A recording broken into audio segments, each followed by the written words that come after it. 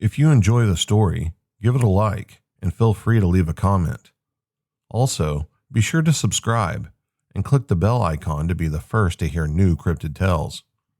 I'm always looking for stories to share, so if you've had your own encounter with the unknown, send me an email at cryptidtalesmel@gmail.com. This past summer, my husband and I were invited down to a friend's cabin in Kentucky, not far from Red River Gorge. We had so much fun during the week, going hiking and riding around on the four-wheelers, etc. Saturday was no different, and we had an awesome day out in the sun with a nice dinner planned out that evening around the fire. We were setting up outside, and I was joking around with our friend about me believing in Sasquatch and how they like to tree knock. He humored me and found a 2x4 for me to knock against the trees. I excitedly knocked on the trees for a good bit until I was satisfied, but I didn't receive any knocks back.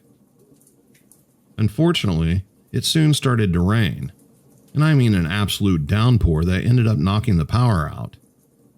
We got the generator running, lit some candles, and cracked some windows while dinner was cooking.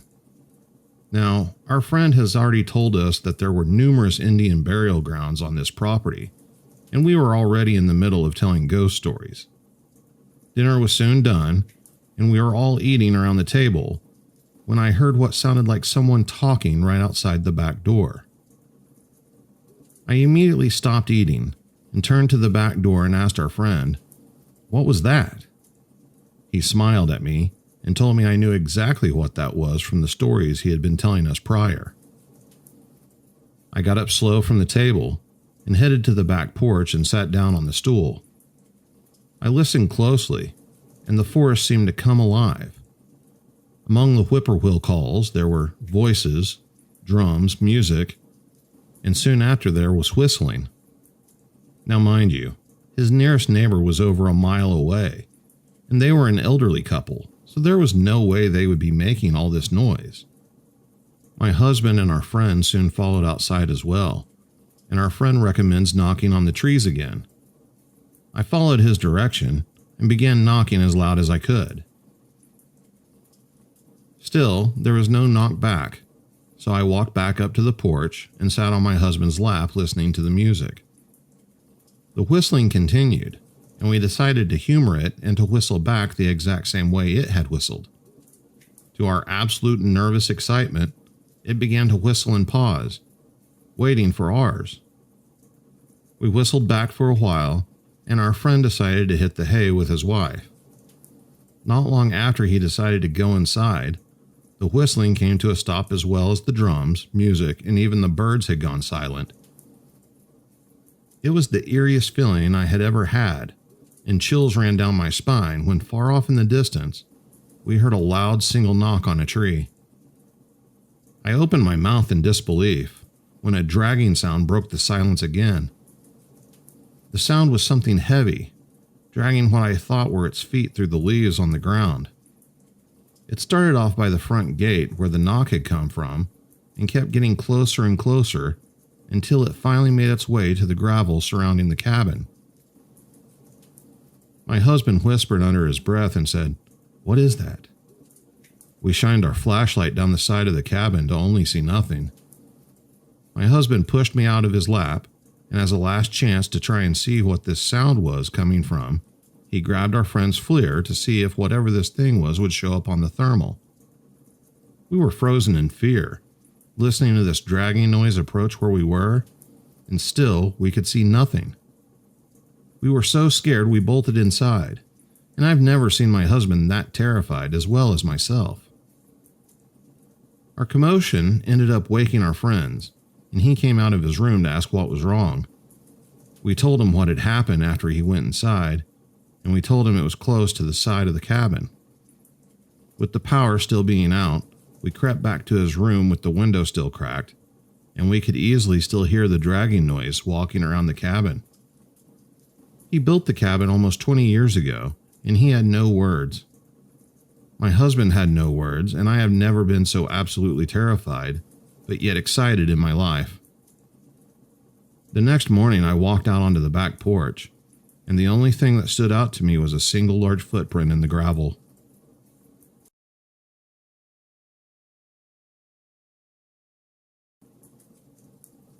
There is one experience I have been wanting to write about here for a long time, but I always get overwhelmed thinking about actually typing it out. I still think about it quite often and wonder if anybody has ever seen anything similar. So this was the summer of 2012, and I was probably 15 years old.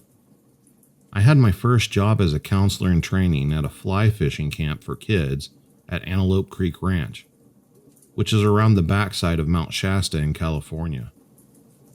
I had attended the camp for several summers in my youth, and this was the first, or maybe second year, I had returned as a CIT, since I wasn't old enough to be a counselor yet. There was one other CIT with me, who was around my same age as well as several older counselors. So this camp takes place on private property. There is a locked gate and everything.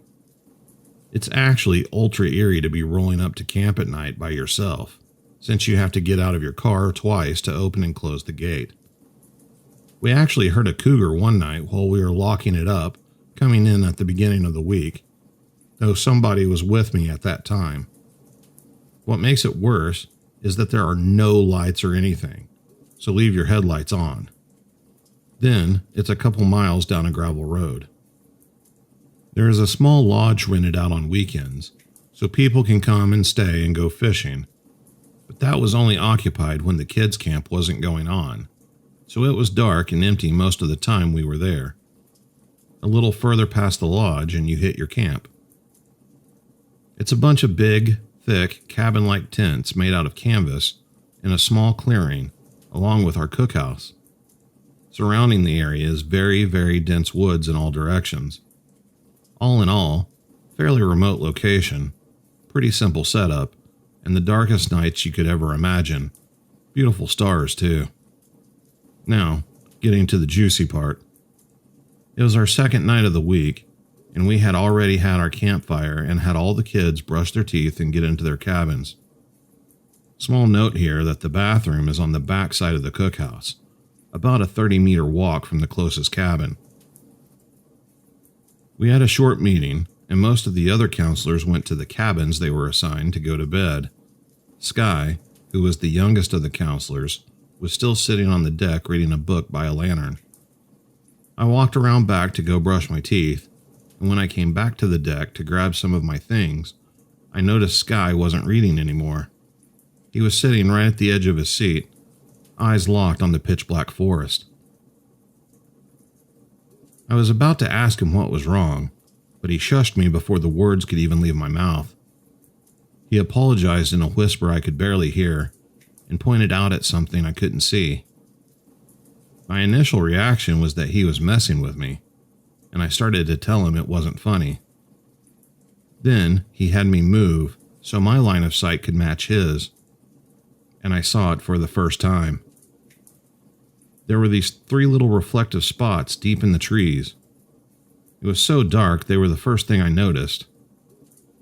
"What is that?" I asked. "I don't know," Sky replied, "but they're moving. Look." Squinting through the darkness, barely able to distinguish the trees from the surrounding darkness, I could see that he was right. Only it wasn't only the lights.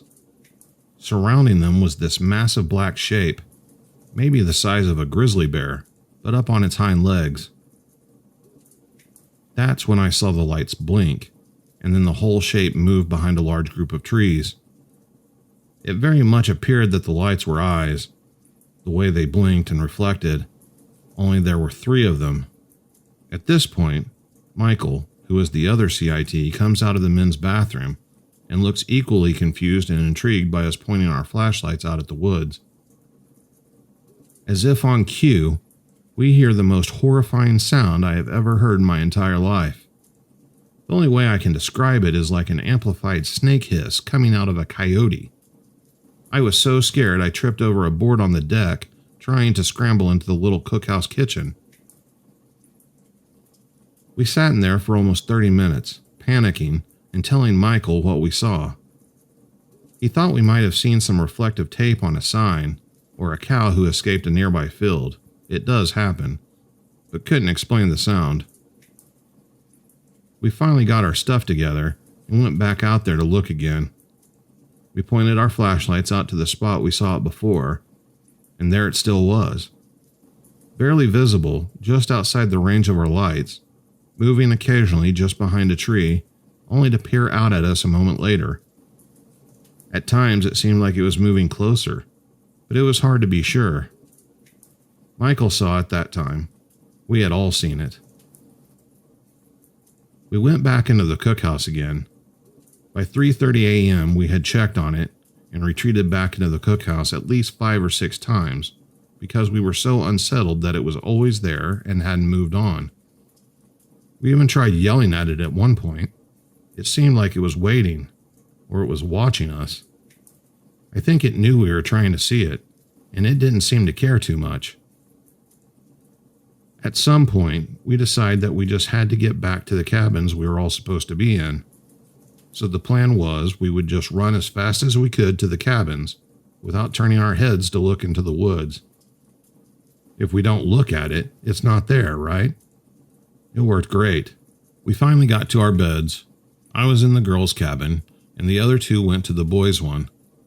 So I'm laying there, unable to sleep, thinking about all the weird crap we just saw out there. An hour or so goes by, and I still can't sleep. All of a sudden, I hear footsteps coming up through the gravel.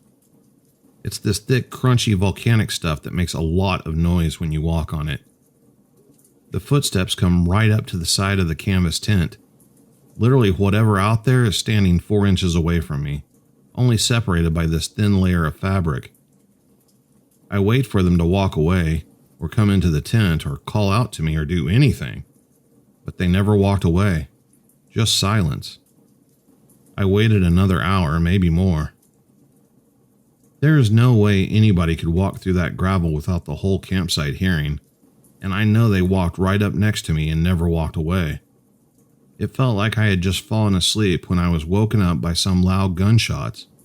They sounded close, but not right in our camp or anything. Safe to say, I didn't sleep anymore that morning. That morning I asked the guys if they heard any of the gunshots, and they did. We also went to go check out the spot of the woods where we thought we saw the thing lurking around. Nothing reflective, no strange hulking items. But behind the large group of trees, there's a freshly dug pit. I mean, this hole was like 4 feet wide and at least 10 feet deep before it looked like it turned. We didn't see any evidence of a shovel, and the ground was too covered in pine needles for us to find any good prints, human or animal. We were so creeped out, we genuinely didn't know how to react after we saw that. I wish I had taken a photo of the hole at least, but I didn't have a smartphone with a camera or anything. By the end of the week, the hole had been partially filled in. Not by any of us, I might mention. The other counselors totally made fun of us when we told them what we saw.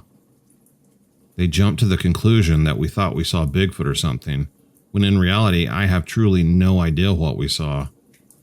I returned to that camp year after year and never saw or heard anything quite like that. Michael also returned for several years and would refuse to keep his back turned to that particular spot in the woods at night.